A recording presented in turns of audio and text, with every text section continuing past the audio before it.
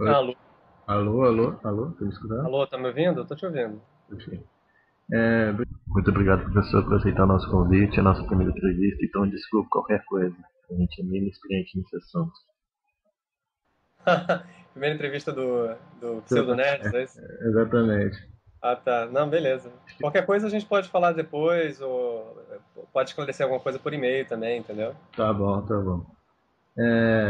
Então, vamos às perguntas. Primeiro, a gente tem umas perguntas sobre sua vida acadêmica, Tá, tudo bem. sua vivência na faculdade. Verificamos que o senhor realizou iniciação científica enquanto estava na graduação. Até Foi. que, até que ponto isso contribuiu para que o senhor escolhesse a carreira acadêmica e de pesquisa? Olha, eu pessoalmente eu acho que eu queria muito fazer carreira acadêmica, sabe? Desde que eu entrei na faculdade. Então eu acho que eu teria seguido carreira acadêmica, quer dizer, pelo menos feito pós-graduação, mesmo se eu não tivesse feito iniciação científica. No Sim. meu caso particular, mas eu acho que para a maior parte dos alunos, eles não têm muita ideia de como é que é a carreira acadêmica, nem têm ideia de como fazer pesquisa, como é que é a vida fazendo pesquisa. Então, a iniciação científica é uma coisa muito boa por causa disso. E isso mesmo quando você compara o Brasil com outros países. Porque muitos países têm algum tipo de experiência na graduação de pesquisa, mas geralmente é assim, um pouco só durante o verão, um mês, ou umas escolas de uma semana, entendeu? Então, Aham. acho muito legal que no Brasil tem esse programa de iniciação científica que as pessoas podem fazer, que estão pensando em fazer uma carreira acadêmica ou querem saber como é, podem fazer um ano, 2 anos ou até mais. Isso não acontece no exterior, quando o professor pega o aluno e fica 6 meses, um ano junto com ele fazendo Olha, pesquisa? é raro, tá? Nos lugares que eu conheci, não tinha. Nos Aham. lugares que eu conheci na Inglaterra e no Canadá, em particular, eu morei na Inglaterra e no Canadá. Na Sim. Inglaterra tinha assim, você podia fazer um projeto de fim de ano, de curso, entendeu? Com o professor, ele podia te orientar durante 6 meses, alguma coisa assim. Aham. E no Canadá acontecem os projetos de verão, em geral. Então eles passam assim, uns 3 meses durante o verão, que são as férias longas dele, fazendo, estudando, trabalhando com alguém. Mas não existe assim uma coisa institucional, muito menos federal, como tem aqui no Brasil, que incentiva bolsas de um ano, aí depois você pode renovar, fazer mais um ano. Então, com esse tipo de duração e tão disseminado, porque é uma coisa que existe em todas as federais, entendeu? É uma coisa no Brasil todo. Sim. Isso eu não conheço outros lugares que tenham. Pode ser que tenha na China, sei lá, em algum outro lugar que eu não conheço. Aham. Mas no Brasil isso é muito bom. É uma das coisas que mais facilitam para os alunos terem alguma ideia de como funciona a pesquisa Aham. e facilitam porque realmente a maior parte dos alunos de física, matemática e outras ciências, eles entram na pós-graduação já tendo algum pouco de experiência de pesquisa. E Sim. muitas vezes, e às vezes adiantados já, entendeu? Aham. Às vezes eles tiveram chance só de ter um pouco de experiência, aprenderam algumas coisas que não veriam no curso, tipo usar alguns programas matemáticos ou usar algumas técnicas diferentes e tal. Sim. Mas muitas vezes eles realmente fazem um trabalho, dão continuidade a esse trabalho com o mesmo professor fazendo uma pós-graduação, e aí, claro, termina com mais facilidade, sai uma tese mais interessante, saem resultados originais mais rápido. Então é Sim. bem legal a iniciação científica, eu acho. Yeah. O senhor se considerava um bom aluno quando fazia graduação? Eu era um bom aluno, sim. Era um bom aluno, estudava bastante? Estudava muito. Assim, uma coisa que acontece na graduação de um curso como física, tá? Ou matemática, por Sim. exemplo, é que mesmo os alunos que eram muito bons alunos têm que ralar muito, entendeu? Sim, eu vejo isso. Você sabe, né? Aham. Então, assim, não interessa se você acha que você tem talento, se você Aham. era um bom aluno no ensino médio. Se não estudar, fica pra trás. Não, fica. Fica porque é muita matéria, é muita coisa para aprender, são coisas sutis, são coisas complicadas, são Sim. muitas horas de estudo por semana e é difícil mesmo, sabe? Tem outros cursos que não são tão difíceis, assim, em geral, eu acho. Sim. Mas física e matemática em particular, cursos de exatas, assim, tendem a ser muito pesados. Então tem que estudar muito. Independente do que você acha, você tem que estudar muito, porque você não tem jeito, entendeu? Aham. De que forma a sua experiência e estudo numa universidade estrangeira contribuiu para a sua formação? Olha, contribuiu bastante. Até uns anos atrás, assim, 10, 20 anos atrás, o Brasil não tinha um sistema de pesquisa tão desenvolvido. Quer dizer, está sempre crescendo muito o Brasil. Outros países não é assim, né? Já está mais ou menos estabilizado, mas o Brasil é um país de desenvolvimento. Então, naquela época, era muito importante para os alunos fazerem doutorado fora. A gente vê que muitos dos professores nas federais hoje foram pessoas os professores mais experientes, né, que são professores titulares, por exemplo, hoje em dia, eles fizeram doutorado fora, porque naquela época era necessário, porque não tinha muitas linhas de pós-graduação e muitas vezes você realmente precisava sair do país para estudar algum assunto novo que não tinha aqui. Com o desenvolvimento da pesquisa no Brasil, hoje em dia não é necessário você sair na maior parte das linhas, entendeu? Sim. Agora, num assunto em particular você perguntou sobre mim, a minha experiência, né? O assunto que eu estudei, que foi informação quântica, naquela época estava muito no começo. Então, não tinha praticamente ninguém no Brasil trabalhando com isso, entendeu? Sim. Então, para mim, particularmente, foi muito importante ter saído por causa disso, por eu ter começado a estudar uma área que era uma área que estava começando. Então, tinha poucos lugares no mundo onde tinha gente fazendo isso. Então, para mim, foi muito importante ter ido para lá. Se eu tivesse ficado no Brasil, poderia ter feito um ótimo doutorado e poderia ter me tornado professor da mesma forma. Mas eu teria que ter mudado o meu interesse, entendeu? Eu teria que ter aprendido outras coisas e mudado um pouco de área. Então, Sim. para mim, foi essencial. Mas, assim, Sim. o que eu estou dizendo é que para a maior parte das pessoas não é essencial, entendeu? Sim. Embora seja importante, seja bom. Porque te põe em contato com outras realidades, te põe em contato com outras maneiras de fazer pesquisa. E muitas vezes, em algumas universidades de fora, com recursos que as universidades aqui têm pouco, né?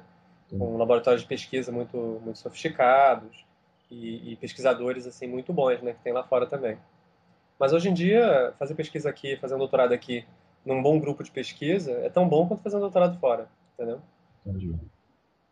Agora vamos entrar no tema central da entrevista, que é física quântica. Sim, Desculpa se eu falar alguma besteira, tá? Eu passei os últimos dias estudando aí, mas não entendi muita coisa. Então tem muitas perguntas. é normal, é normal. Tá bom. Em que momento as leis físicas aprendidas na escola não deixam de fazer sentido, dando lugar às leis da física quântica? Onde que é essa fronteira e se ela é bem clara? Tá, beleza. Olha só, a física que a gente aprende na escola, ela continua válida, tá? Para quase tudo.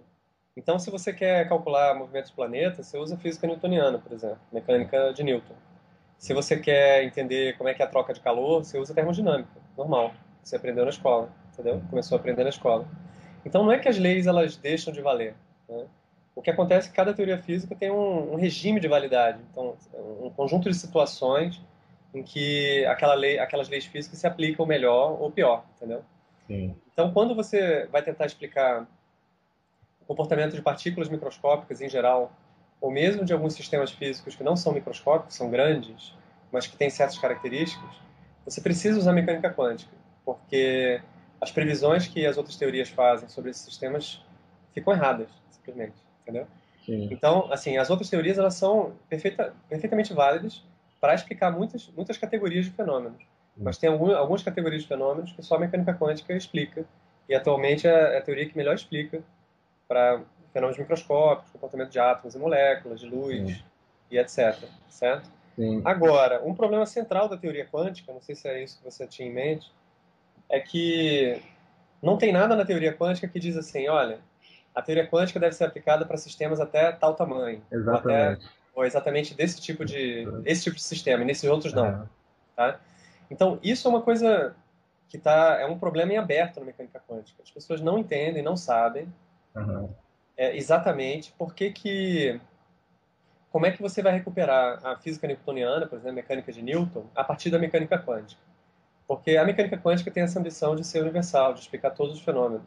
Então, Sim. de alguma forma, deveria ser possível você recuperar as leis de Newton a partir das leis da mecânica quântica. Seria isso a unificação das leis que eles falam, então? Não, não necessariamente, não é bem isso.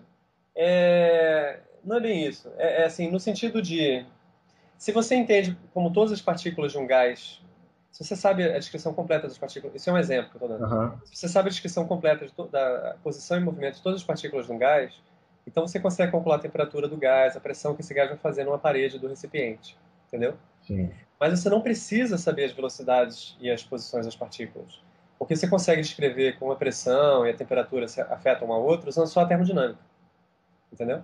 Sim. Então, o que eu estou explicando é, usando a termodinâmica, você faz as previsões sobre essas quantidades de um gás, pressão, volume e temperatura.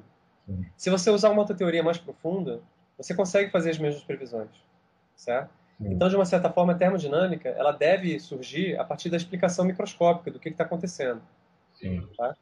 quando você vê o que acontece em mecânica clássica e mecânica quântica, é parecida a situação. A mecânica clássica ela prevê trajetórias para bolas, para projéteis, etc. E a mecânica quântica prevê que as partículas também evoluem no tempo e você pode medir a posição delas e descobrir onde elas estão. Mas, de alguma forma, existe uma certa incompatibilidade entre várias noções da mecânica clássica e as noções da mecânica quântica. Mas deveria ser possível você usar as leis quânticas para recuperar todas as leis clássicas. Então, o que, assim, de uma certa forma, teoricamente, dá para você fazer recuperar as leis clássicas. Mas algumas coisas não. Algumas coisas você fica com um problema que ninguém conseguiu resolver até hoje. Por exemplo, em mecânica quântica existe uma noção de superposição, que é uma espécie de propriedade que partículas podem ter, ou qualquer sistema quântico, de ter duas propriedades simultaneamente. Esse é o melhor jeito que tem para explicar. É como se ela combinasse propriedades contraditórias. Então, uma partícula pode combinar propriedades de estar num certo nível de energia e em outro nível de energia. Ou ela pode combinar propriedades de estar num lugar e no outro ao mesmo tempo. Sim. Tá? Isso é uma coisa que a gente não vê com uma bola de futebol. Tá? A bola de futebol tem um lugar lá, você nunca vê a bola de futebol entrando no gol e não entrando ao mesmo tempo, entendeu? Aham. Isso você não vê. Então, como é que você usa a mecânica quântica, que tem essas noções, como essa noção de superposição, para explicar a mecânica clássica, que tem noções diferentes, como trajetória? Não existe noção de trajetória em mecânica quântica. Então, pelo menos não exatamente como a mecânica clássica. Então, isso é um mistério. As pessoas não sabem muito bem como é que se recupera, como é que as coisas grandes se comportam de uma forma e como é que as leis quânticas podem explicar isso, entendeu? Sim. Então, as leis quânticas funcionam perfeitamente, na verdade foram testadas com altíssima precisão para vários sistemas microscópicos, entendeu? Sim. Só que tem certas coisas que são difíceis de entender para sistemas microscópicos e que vão ficando mais difíceis de entender quando você vai aumentando o tamanho do sistema. Por exemplo, essa história de você não poder ter propriedades contraditórias, superposições. Você não vê isso com sistemas grandes. Mas não tem nada na teoria, em nenhuma teoria, que diga para você, ó, isso aqui é a fronteira do quântico e do clássico. Essa é a fronteira onde a mecânica quântica você tem que abandonar e começar a usar a mecânica clássica, por exemplo. Sim. Isso não existe. E tem várias questões sobre como explicar uma coisa com a outra, que ainda estão em aberto, as pessoas pensam muito sobre isso, mas é um dos mistérios da mecânica quântica, que, aliás, tem muitos mistérios que as pessoas não entenderam até hoje. A mecânica quântica tem 100 anos, mais de 100 anos, e várias questões de compreensão, de interpretação do que realmente está acontecendo naqueles fenômenos continuam em aberto. Sim. Sabe? Isso é uma das coisas interessantes da mecânica quântica. É a teoria mais bem sucedida, que foi melhor comprovada em experimentos de laboratório, mais fundamental que a gente tem, e ao mesmo tempo uma teoria que tem várias coisas que não estão bem entendidas até hoje. É isso que faz a mecânica quântica ser tão interessante para você fazer pesquisa. Sim. E, num artigo em que o senhor escreveu para a revista Ciência Hoje, Uhum. intitulado As Viagens no Tempo, o senhor afirma que no momento ninguém sabe como construir uma máquina do tempo que nos leve para o passado.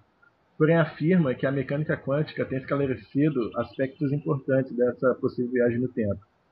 O senhor poderia nos explicar o que seriam esses aspectos? Posso sim. É um pouco complicado, né? O artigo foi minha tentativa de tentar explicar isso com um certo vínculo ali, não podia ser muito grande, Sim. mas é um pouco complicado. Mas é mais ou menos assim. Um problema das pessoas, quando as pessoas pensam na possibilidade de viajar para o passado, uma coisa imediatamente que é levantada em qualquer filme que você vê de ficção científica e tal, é que você pode ter paradoxos. Então, se você voltar para o passado, você pode, por exemplo, matar o seu avô, e aí seu pai nunca nasceu, então como é que você nasceu para voltar para o passado? Sim. Isso é uma situação inconsistente, entendeu? Por isso que a Aham. gente chama isso de paradoxo. Então, se caso haja algum fenômeno físico que permita a viagem ao passado, esse fenômeno físico tem que explicar como é que você resolve esses paradoxos. Não pode permitir que esses paradoxos aconteçam, certo? Você não pode ter uma explicação da situação que é inconsistente, que é paradoxal. Então, a mecânica quântica, uma das razões que as pessoas se voltaram para a mecânica quântica, primeiro, ela é uma teoria muito fundamental. Então, se tiver viagem para o passado, você tem que tentar entender como é que uma partícula quântica se comportaria se ela viajasse para o passado, certo? Sim.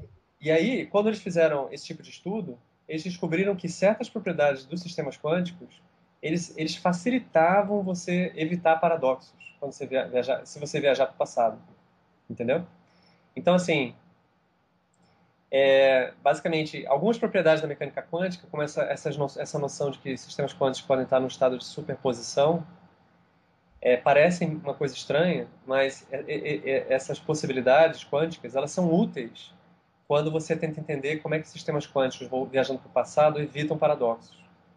Então isso é um jeito de tentar explicar, mas na verdade você tem que ver a matemática de como a coisa funciona e mostrar que, de alguma forma, um jeito de interpretar a situação, essas coisas estranhas da mecânica quântica meio que anulam os paradoxos que poderiam acontecer quando você viaja para o passado, entendeu?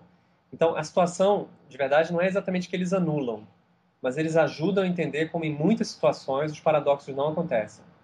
Essa talvez seja a maneira mais justa de explicar, entendeu? Então, assim, basicamente, indo para a mecânica quântica, você pode usar você tem que usar essas propriedades dos sistemas quânticos. Aí você podia pensar, poxa, eu estou tendo dificuldade de entender uma coisa normal viajando para o passado, vai ser muito mais difícil entender uma coisa quântica viajando para o passado, certo? Mas, na verdade, na prática, as características quânticas ajudam você nesse entendimento, porque elas evitam paradoxos. Mas exatamente como é o mecanismo de evitar paradoxos é uma coisa mais complicada que é difícil de explicar. Sim, Mas esse é o fato. mas para fazer esse estudo, eles conseguiram enviar alguma coisa? Não, Não. não, não, não. O que eles fazem é o seguinte, você pode até ver em alguns lugares as pessoas dizendo, não é que eles enviaram para o passado, eles fizeram uma simulação do que teria acontecido se eles tivessem enviado para o passado. Tá? Então, é uma simulação. Usando a mecânica quântica, você pode fazer uma simulação do que aconteceria se uma partícula tivesse ido para o passado.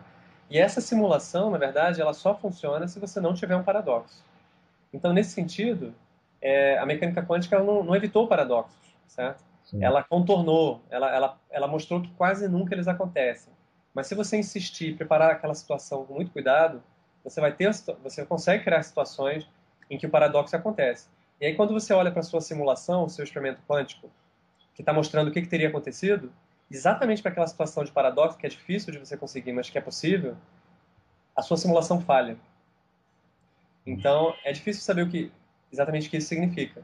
Mas uma interpretação possível é que a mecânica quântica ela não diz nada sobre justamente aquela situação que você gostaria de entender o que está acontecendo, que é a situação que pode causar um paradoxo. Que Tá? legal. Então, assim, curioso. O que é curioso é que as leis da mecânica quântica naturalmente falham e fazem o negócio não funcionar exatamente para a situação paradoxal, entende? A situação Sim, paradoxal você podia pensar, é uma coisa da viagem no tempo causar paradoxo. sim. Mas embutido na mecânica quântica, nas regras da mecânica quântica, estão as regras que dizem exatamente como é que o sistema quântico tem que se comportar numa situação paradoxal no passado, e aí a simulação funciona exatamente naquela situação. Então é interessante, porque a mecânica quântica parece estar preparada, entendeu? A estrutura dela está compatível, ou está preparado, é consistente com a possibilidade de viajar no tempo. Mas isso não significa que viaja no tempo, tá? A gente não tem nenhum mecanismo, a gente não Sim. entende como isso pode ser possível, e pode ser que não seja possível, tá? Então tudo isso são experimentos que você faz na sua cabeça, usando a teoria, para tentar entender se por acaso for possível, para um mecanismo que a gente não entende ainda, como é Aham. que a mecânica quântica lidaria com essa situação. E é isso que o pessoal está investigando e que eu tento descrever nesse artigo. Sim. Ontem eu estava assistindo uma entrevista que estava presente o Arthur C. Clarke, o Carl Sagan e o Stephen Hawking. Os três estavam juntos. Uhum. Daí, num dado momento, foi falado do comprimento de Planck.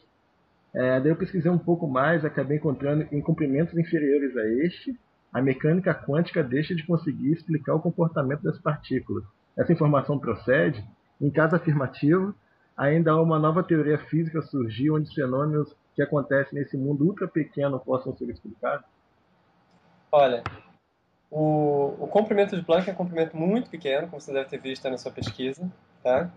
E as pessoas realmente não sabem exatamente como descrever as partículas elementares e tudo que acontece na natureza em comprimentos muito menores do que o comprimento de Planck, tá?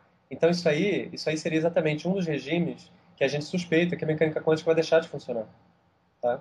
Mas esses comprimentos muito pequenos são muito difíceis de você medir, de você fazer algum tipo de experimento que te mostre essa estrutura nessa escala de distância, ok?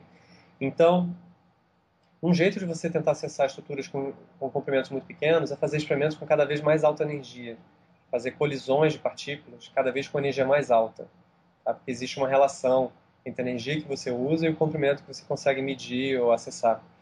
Mas a gente está muito distante de conseguir fazer experiências que deem informação sobre como é que é o universo na escala desse comprimento de Planck, tá? Então existem várias teorias que tentam explicar como é que poderia ser o comportamento do universo nessa escala de distância. Mas essas teorias, elas não têm comprovação experimental, que é uma coisa muito importante para uma teoria, certo? Porque, justamente por essa dificuldade de fazer experimentos com essa escala de energia. Então, essas teorias são conhecidas como teoria de cordas, teorias de supercordas, teorias alternativas de gravidade quântica, em geral as pessoas dizem, são abordagens de gravidade quântica, diferentes de teoria de cordas. Então, existem algumas opções aí no mercado, entendeu? Que as pessoas usam para tentar entender como é que poderia ser uma extensão da mecânica quântica que funcione nessa escala de distância. Mas nenhuma delas emergiu assim como claramente uma teoria que pareça ser a correta e que as pessoas que tenham um certo consenso dizendo que é a teoria boa, entendeu? A teoria certa. Agora, se você quiser uma teoria, essa teoria que explica fenômenos até nessa escala de distância, ela deveria explicar fenômenos gravitacionais e quânticos juntos. Então é aí que entra essa ideia da unificação das teorias físicas. Porque a mecânica quântica explica todo um tipo de fenômeno e a gravidade explica outro, tá? Relacionado a distâncias muito grandes e massas muito grandes, como planetas, asteroides e tal. E não existe uma teoria que explique as duas coisas simultaneamente. Então a ideia da unificação das teorias, unificação universal, é você ter uma teoria que explique tudo isso. Tá? Isso é uma coisa que todo mundo gostaria de ter, que seria interessante, importante, uma revolução na ciência. Acho Renderia que um as pessoas, Nobel.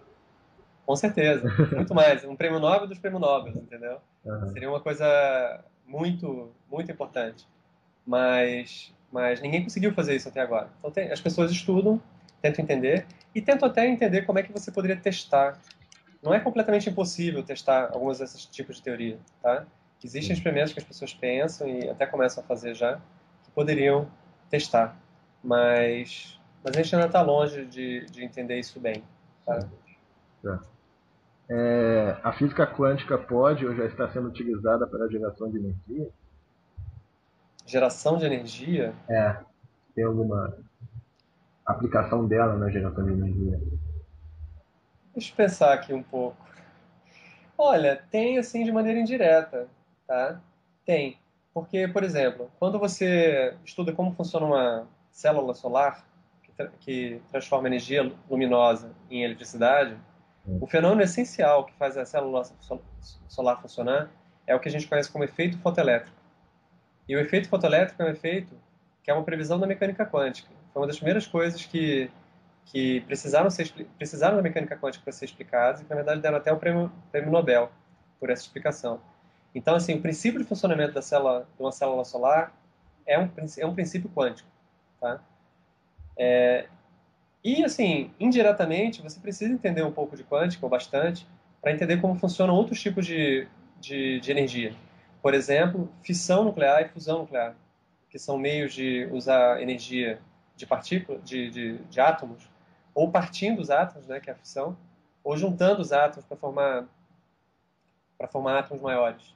Então, esses dois processos que você faz, você precisa estudar a mecânica quântica desses processos para entender quais são as energias que estão envolvidas, para entender como é que você faz a reação acontecer, para entender como é que você vai fazer, construir uma máquina para usar esse tipo de energia. Então, a fissão nuclear é muito usado, é o que a gente usa nos reatores nucleares atualmente, nas usinas nucleares. E a fusão nuclear é um processo mais difícil de você explorar, mas que cada vez mais fica mais fácil, quer dizer, as pessoas estão trabalhando muito nisso, e deve se tornar importante dentro de algumas décadas.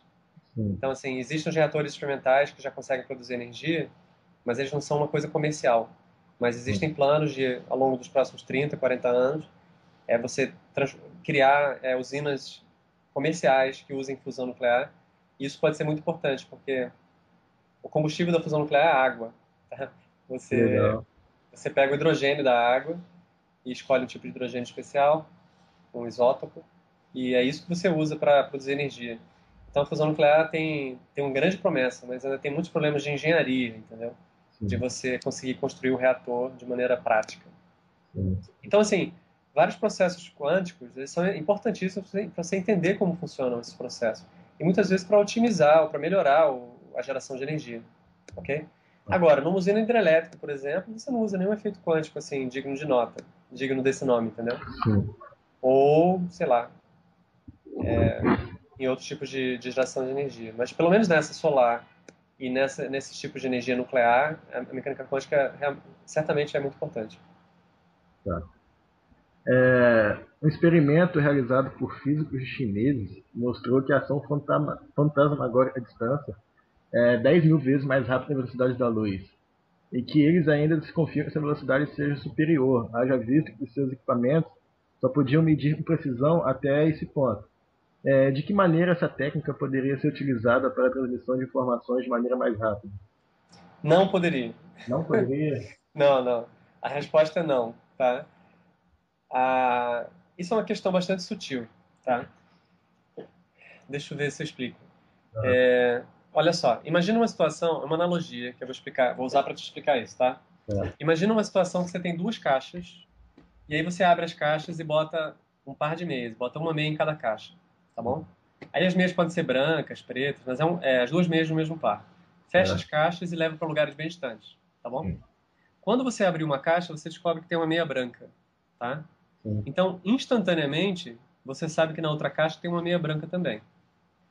Porque você sabe que o processo de botar as meias nas caixas, o cara que botou, sempre botou as duas meias no mesmo par. Não tem nada de muito surpreendente nisso, você concorda? Tá? Não existiu nada nenhuma coisa com uma velocidade de propagação infinita que fez com que a meia lá longe ficasse branca depois que você abriu a caixa. Ok? Tá. O que você faz no sistema quântico é um pouco parecido. Você cria duas partículas, que a gente chama de emaranhadas, e pode mandar essas partículas para lugares bem distantes. E aí você vai medir as propriedades de uma partícula, e sabendo as propriedades de uma partícula, você descobre coisas sobre as propriedades da outra partícula, por causa da maneira como elas foram criadas conjuntamente. Ok? Agora, o que acontece quando você faz isso com as partículas emaranhadas, que eu tento explicar no meu livro também, é que quando você olha as propriedades de uma partícula, a outra partícula ela parece se comportar de maneira diferente dependendo de qual propriedade você mediu nesta partícula. Ok? Explicando de novo. As propriedades que você mede de uma partícula parecem depender do que você está fazendo com a outra, do que você está medindo na outra. Ok? Então, é esse efeito que parece... Para isso acontecer, se você quiser simular isso que acontece na mecânica quântica com pessoas, você precisa que uma fale com a outra. Tá? Se comunique, para poder dizer, ó, estão medindo tal coisa em mim, então faz tal coisa, entendeu? Esse efeito precisa de uma comunicação, se você fizer simulado desse jeito. E essa comunicação tem uma certa velocidade, a gente sabe que tem uma velocidade limite para a comunicação no universo, que é a velocidade da luz. Tá? As partículas quânticas, elas fazem isso aparentemente de maneira instantânea. E foi isso que os chineses fizeram. Eles não podem dizer que eles comprovaram que essa comunicação das partículas quânticas é instantânea, porque não dá para você dizer que é instantânea. Com os parâmetros experimentais, o jeito que eles fizeram o experimento, diz assim, olha, não sei se é instantâneo, mas se tiver comunicação é acima de tal velocidade, ok? Agora, 2 pontos. O que você me perguntou? Primeiro, dá para usar isso para comunicação? Tá? E a resposta é não. Porque a mecânica quântica prevê que as partículas têm essa comunicação, mas é uma coisa muito própria delas. Elas usam essa influência uma sobre a outra para poder satisfazer as previsões da mecânica quântica. Agora, a questão de se você consegue usar isso que elas fazem uma com a outra para você se comunicar com outro cara lá perto da outra partícula, isso é uma outra questão. E isso a mecânica quântica prevê que não pode. Então, digamos, existe uma espécie de influência que as pessoas querem entender melhor, que é isso que faz as partículas terem essa ligação que a gente chama de emaranhamento uma com a outra. Ok? Isso a gente estuda e faz experimentos para comprovar que isso existe e tudo mais. Só que existe um ponto sutil, é que o fato das partículas estarem se relacionando dessa forma estranha não permite que você use elas para se comunicar usando elas. Tá? E isso é uma coisa que não tem discussão. Isso é mecânica quântica, é uma outra previsão da mecânica quântica, é que não dá. Tá? Então, assim, esse comportamento estranho das partículas só fica aparente quando você faz as medidas todas e depois junta as pessoas que fizeram as medidas e compara e vê, e olha só, parece que elas estão se comunicando. Mas durante o processo não dava para usar isso para as pessoas se comunicarem, entendeu? Isso, aliás, isso é uma das questões mais interessantes da mecânica quântica, tá? O estudo do emaranhamento. Sim, mas verificou que elas se comunicaram, certo? Ou não? No final aconteceu alguma coisa. Não, olha só, o que se verifica são correlações entre as duas partículas, tá? se verifica, por exemplo, quando eu medi a frequência dessa partícula deu tal valor, e da outra, quando eu medi, também deu. Aham. Isso é parecido com essa história das meias que eu te falei. Entendeu? Só que você não diz que as meias se comunicam. Tá? Você diz, elas apareceram as duas brancas, mas porque elas já eram brancas do início. Entendeu? Sim. Sim. Então, se as partículas estão se comunicando ou não, é uma questão de como você faz a... É uma questão de gosto, de interpretação da mecânica quântica, tá? Mas o fato que é verdade é que se você tentar simular o que as partículas estão fazendo, você precisa usar comunicação, Sim. tá? É muito sutil. É porque, assim, aparentemente, se você não pensou muito sobre isso, parece que se as partículas, para simular isso, se você precisa de comunicação, você tende a pensar que as partículas se comunicaram, tá? Sim. Só que as regras quânticas são diferentes. Não é necessariamente verdade que elas se comunicaram, tá? Alguma coisa aconteceu, tá, entre as partículas. A gente não sabe ainda exatamente o que é isso, nem qual é o mecanismo. Por isso que não é justo você dizer se isso é comunicação ou não. Mas o Aham. fato é que não é comunicação no sentido de telecomunicações, porque você não consegue usar isso para mandar mensagem. É uma coisa que funciona só no nível das partículas, tá? Certo. Isso é que é importante. Então, se elas se comunicaram ou não, é uma pergunta que não tem muito sentido, tá? O que você Certo. pode dizer é, olha, fiz as medidas, aconteceu isso, e se eu for tentar simular isso, eu preciso me comunicar. Mas o que aconteceu dentro delas aí, entre elas, é essa coisa quântica que a gente ainda está tentando entender, que não tem uma figura clara que Certo. permita você dizer, ah, realmente elas se comunicaram, olha só como é que é o mecanismo de comunicação, etc, etc. Sim. Isso é complicado de entender mesmo, Muito. tá? Muito. Próxima pergunta. Ao final do seu livro, o senhor menciona alguns problemas que o processamento dos computadores atuais não eram capazes de solucionar de maneira rápida, agrupados num termo genérico denominado inteligência artificial. Hum, E que talvez os computadores quânticos seriam melhores, talvez. hum. Isso em 2007, quando o livro foi escrito. Até hoje, com esse progresso, passaram-se 6 anos por aí, o senhor já pode me afirmar que os computadores quânticos irão de fato superar os computadores clássicos, que já nos superaram? Não, ainda não, tá? Não dá para Essa, afirmar. não, calma, não posso afirmar. Eles não superaram os computadores clássicos ainda, Assim. tá? Então a questão se os computadores quânticos já fazem coisas que não dá para fazer no computador normal Sim. e se eles não fazem ainda, quando é que eles vão fazer? Exato. Mais ou menos isso, certo? Exato, exato, exato. Então a situação atual é a seguinte: em teoria, quer dizer, baseado na mecânica quântica que a gente entende, que a gente já testou, a gente sabe que deve dar para fabricar computadores quânticos grandes. E um computador quântico relativamente grande vai conseguir fazer coisas que a gente sabe que não dá para fazer no computador normal, tá bom? Porque demoraria tempo demais. Então, um exemplo que eu dou no livro, que é o exemplo mais conhecido, é fatoração de inteiros. Pegar um inteiro e encontrar os fatores primos multiplicados daquele inteiro, Exato. ok?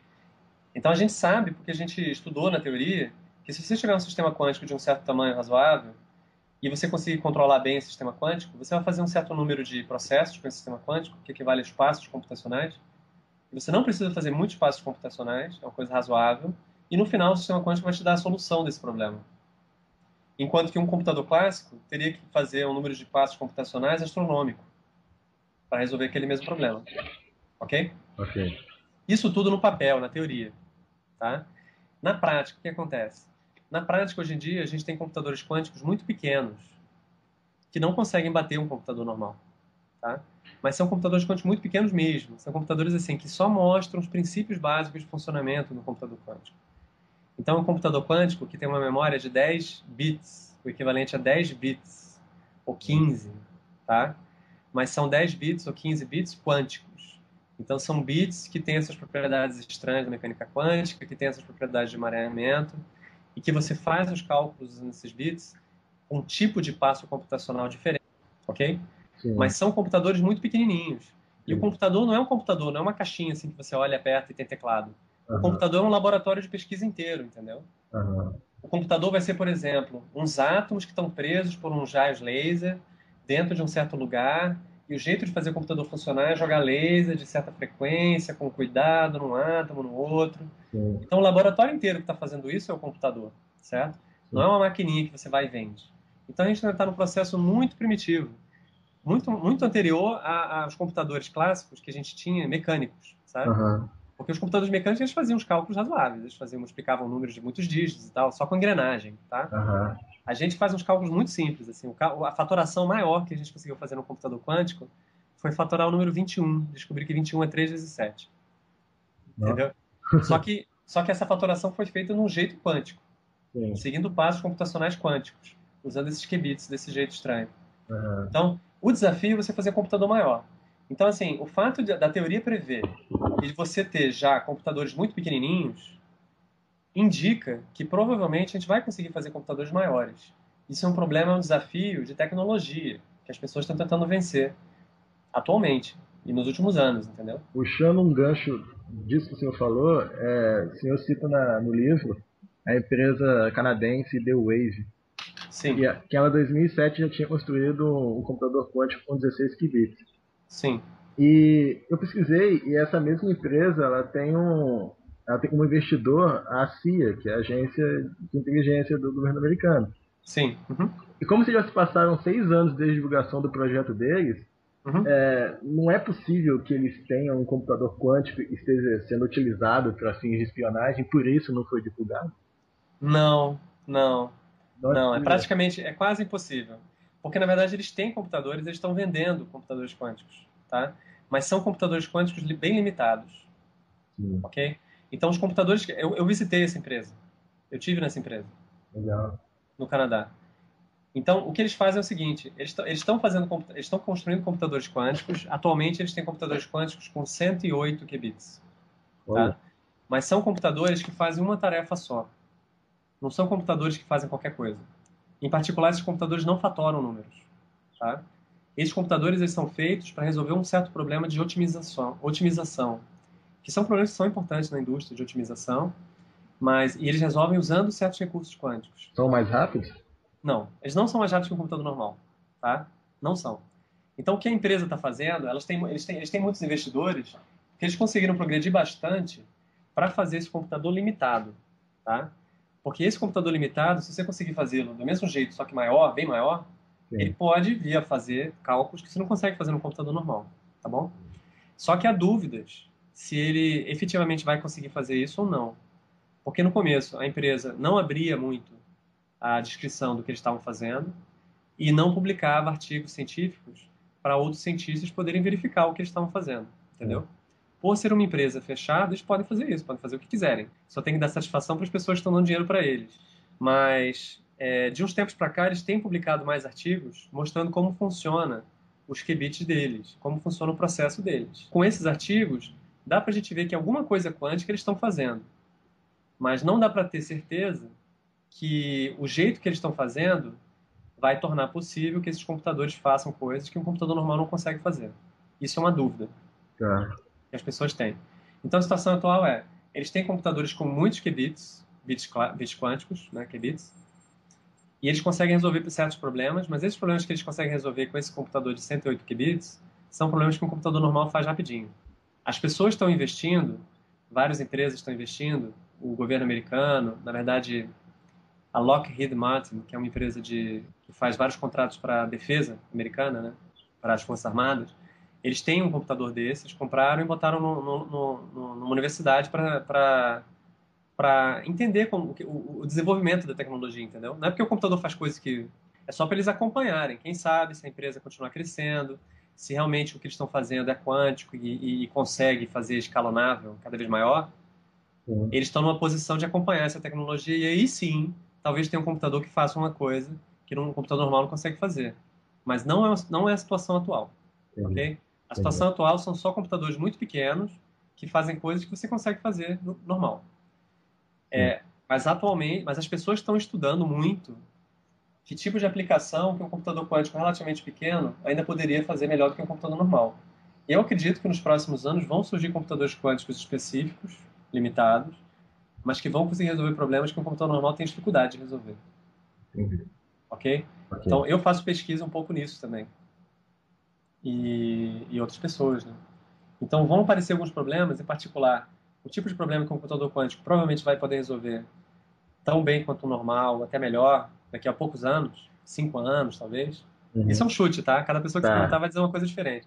É simulação de sistemas físicos, tá?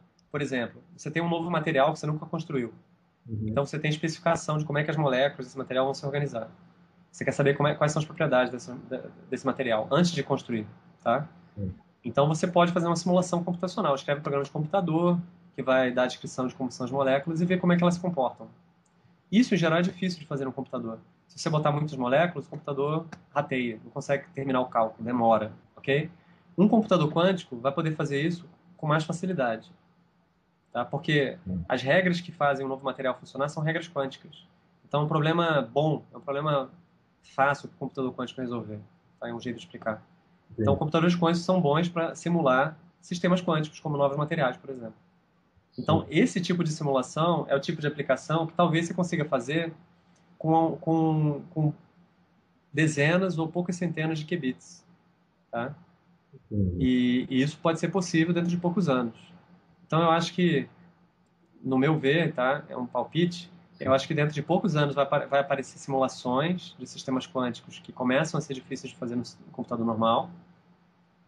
E daí para frente a gente vê que tipo de aplicação que surge que justifica o investimento em computadores quânticos, ok? Sim. Ok. Atualmente, assim, até agora muita gente investiu em computadores quânticos, inclusive agências de governos, por causa desse problema da fatoração, porque vários esquemas de segurança dependem disso.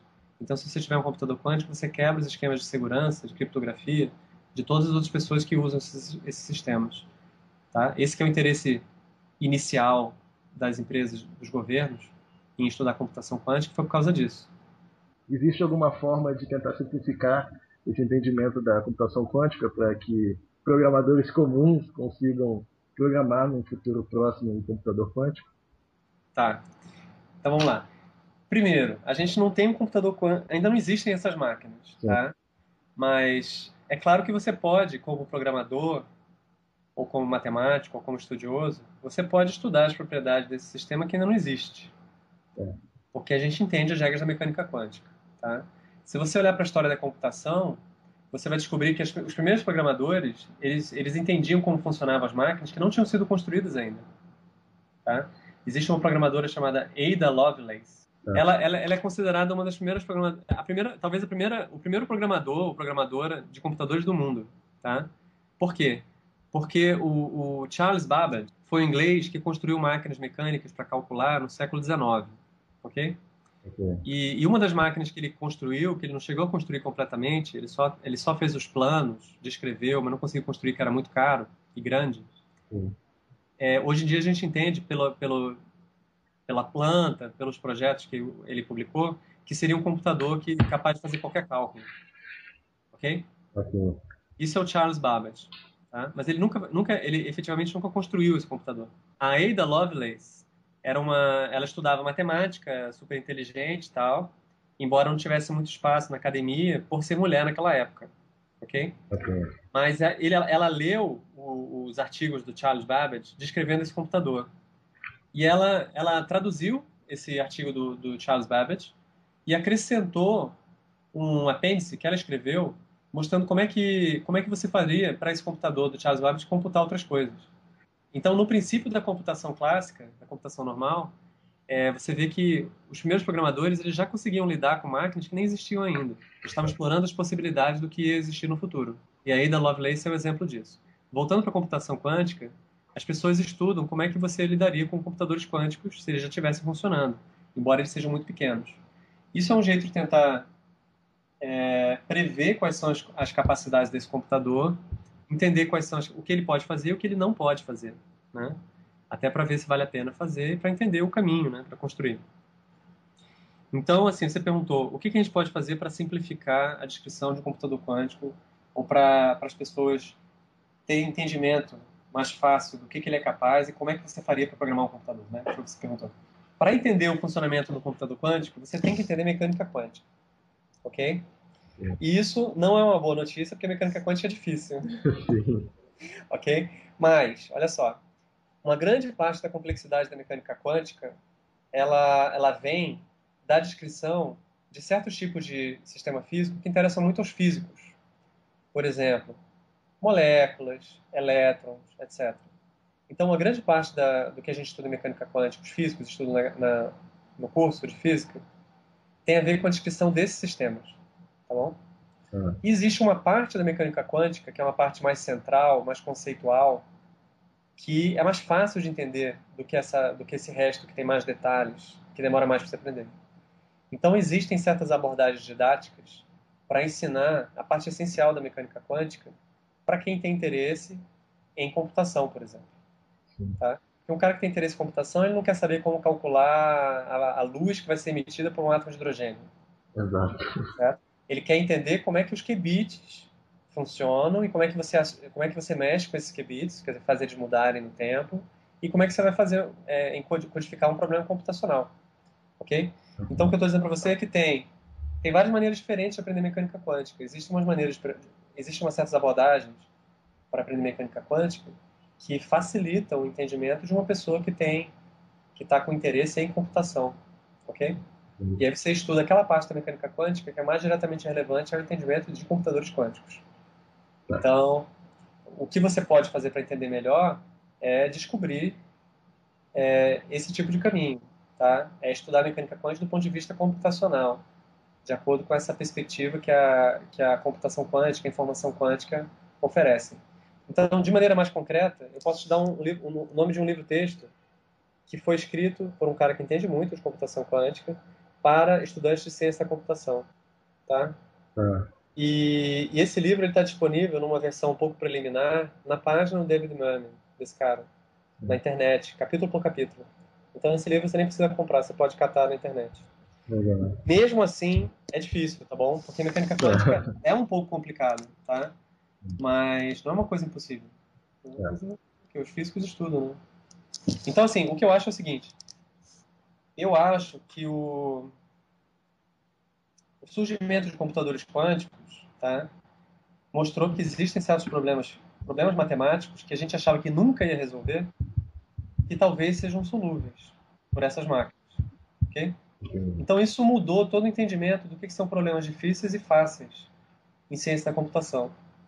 Toda a área conhecida como teoria da complexidade computacional foi revolucionada pela existência de computadores quânticos, por essa possibilidade teórica, entendeu? Então, assim, na educação de uma pessoa estudando ciência da computação, se é um cara que está interessado em ciência da computação e que pensa em fazer pesquisa, ou que gosta desses últimos desenvolvimentos, eu acho importante aprender sobre computação quântica. Primeiro porque é muito interessante, né? E segundo porque pode se tornar muito relevante em 10 ou 15 anos. Entendeu? Pode ser uma coisa assim que você precisa de um engenheiro que entende como funciona. Você precisa de um cientista da computação que entende como funciona. Mas isso é o meu ponto de vista, né? Eu sou um pouco biased, quer dizer, eu tenho um certo viés a favor, né? Eu gosto, eu entendo, eu estudo essas coisas. Mas de qualquer forma, é um desenvolvimento bem interessante, assim, para quem é curioso, quer aprender um pouco de computação, de mecânica quântica, entender como funciona o computador quântico é um desafio, uma coisa bem interessante de fazer. Sim. Uma curiosidade, atualmente, em questões de armazenamento de dados, é suficiente ou vou ter que criar uma nova tecnologia para armazenar os dados? Olha só, não entendi muito bem, não. Para armazenar os dados de quê? Do Porque, computador quântico? exatamente, porque ele vai gerar uma grande quantidade de dados. E Mais ou menos, não necessariamente. não Não. necessariamente. Deixa eu explicar, porque realmente não tem como saber. É o seguinte, os computadores quânticos, eles vão ter um tamanho, em termos de tamanho da memória, mais ou menos parecido com os computadores normais, tá? Ele não vai ser muito maior, não, nem menor. Provavelmente os primeiros vão ser bem menores, né? Porque é difícil fazer um computador quântico grande. Então, assim, para um computador quântico conseguir fazer o que ele faz, ele não usa muita memória. É isso que eu estou te falando, tá? O que ele faz de diferente é que ele faz os passos computacionais que são diferentes. Então ele começa com uma memória pequena, termina com aquela memória pequena, dá a solução do problema, dá poucos passos computacionais, sem nunca usar uma memória muito grande. O lance é que ele faz menos passos computacionais para resolver o mesmo problema. Entendeu? Então são menos manipulações que você tem que fazer. O equivalente a essas manipulações no computador normal são as operações que você faz na memória do computador, AND, OR, XOR, essas coisas. Tá? Então você pode contar o número de operações que você vai fazer no computador normal para resolver um problema. Quando você vai ver no computador quântico, se for um desses problemas de computador quântico são bons, ele faz em um número muito menor. Entendi. No caso de fatoração, ele faz um número exponencialmente menor. Fácil. Entendi. Por isso que ele consegue resolver um problema muito rápido. Mas em nenhum momento ele usou uma memória grande. Tá? Então, em termos de memória, é que você poderia pensar, ele tem vantagem computacional, de repente ele tem uma vantagem computacional de memória. A memória do computador é equivalente a uma coisa muito maior. Não é. Tá? Ele é equivalente a um computador normal que funciona durante muito mais tempo. Mas ele não é equivalente a um computador normal que usa muito mais memória. Entendi. Além dessa aplicação em fatoração de números, o senhor poderia listar algumas outras utilidades do computador quântico? Tá. A utilidade principal, que é uma que pode se tornar prática, foi o que eu já comentei. Foi simulação de sistemas quânticos. Porque isso inclui simulação de novos materiais, simulação de problemas de nanotecnologia, tá? Nanofabricação. Pode ser que computadores quânticos sejam úteis em problemas de otimização, como esse computador quântico da empresa canadense. Tá? Então, esses são os problemas principais que as pessoas sabem. Um outro problema que eles são importantes é para criptografia, para quebrar códigos de segurança, ok? Ou para Sim. criar códigos de segurança que sejam mais seguros também. Então, computadores quânticos provavelmente vão ser úteis para isso. Aliás, tem uma outra aplicação de sistemas quânticos em teoria da informação, em informação quântica, que é a criptografia quântica, que é a possibilidade de trocar mensagens sabendo se tem alguém na linha ou não. E se tiver Ah, alguém na linha, você pode simplesmente parar de falar, certo? Ou seja, é um jeito de você detectar se tem alguém espionando a sua mensagem. Com recursos quânticos, você consegue fazer isso de maneira perfeita. E não dá para fazer isso sem recursos quânticos. Então, isso é uma aplicação que é mais fácil de criar, de construir. Existem empresas que já comercializam isso. entendi. Ok? Agora, que problemas computacionais são bons para um computador quântico resolver, difíceis para um computador normal? Isso é um problema de pesquisa em aberto. Pode ser que sejam descobertos novos problemas, além desses que eu falei. A ciência no Brasil hoje está bem? O que o Brasil precisa avançar? Que ele precisa avançar. No que precisa avançar para chegar? Olha, algumas áreas da ciência no Brasil estão melhores que outras. Tá? A física está relativamente bem em relação ao resto do mundo. A biologia também, pesquisa em genomas e coisas assim. E eu não sei muito sobre outras áreas de pesquisa para dar minha opinião. Tá? Ah, Agora,